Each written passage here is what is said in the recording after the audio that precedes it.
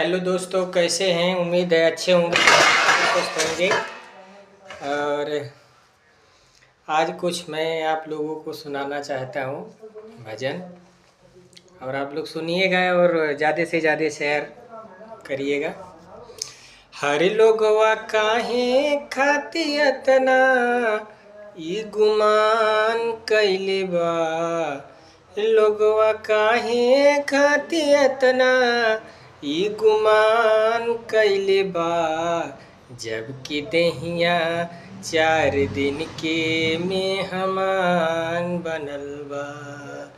जबकि देहिया 4 दिन के मेहमान बनल बा।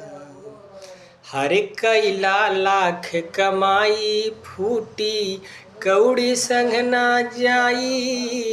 कैला लाख कमाई फूटी कौड़ी संग ना जाई।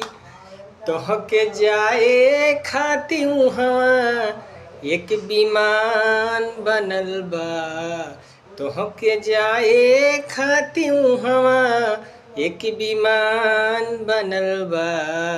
जबकि देहिया 4 दिन के मेहमान बनल बा। जबकि देहिया 4 दिन के मेहमान बनल बा। तो भैया अच्छा लगी तो आप लोग लाइक कमेंट शेयर जरूर करिए, काहे कि वीडियो भी ज़्यादा हो जाई।